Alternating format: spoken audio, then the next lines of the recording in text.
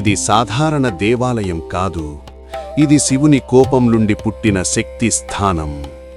కాకతీయుల గర్వకారణమైన ఒరుగల్లులో శతాబ్దాలుగా ఒక మహాశక్తి కూర్చుంది. ఆమె పేరు భద్రకాళి. పురాణాల ప్రకారం దక్షుడు నిర్వహించిన యజ్ఞంలో పార్వతీదేవిని అవమానించారు. ఆ అవమానాన్ని భరించలేక ఆమె ఆత్మాగ్నిలో లీనమైంది. అది చూసిన శివుడు అగ్నిలా రగిలిపోయాడు.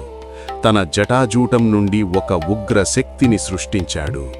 ఆ శక్తి రూపమే భద్రకాళి.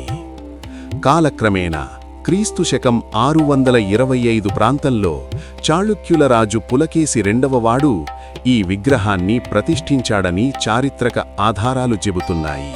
తరువాత కాకతీయులు ఈ దేవిని తమ కులదైవంగా ఆరాధించారు.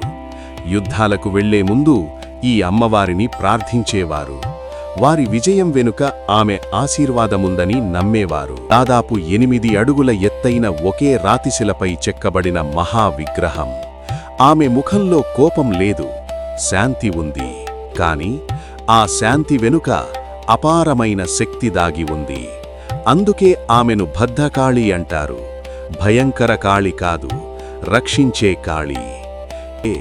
ఆమె కేవలం శక్తి కాదు, ఆమె ధైర్యం, ఆమె నమ్మకం, ఆమె ఆశ్రయం. ఇది కేవలం ఒక ఆలయం కాదు, ఇదొక చరిత్ర, ఇదొక శక్తి, ఇదొక రక్షణ స్థానం. ఓం భద్రకాళ్యై నమః. ఓం భద్రకాళ్యై నమః.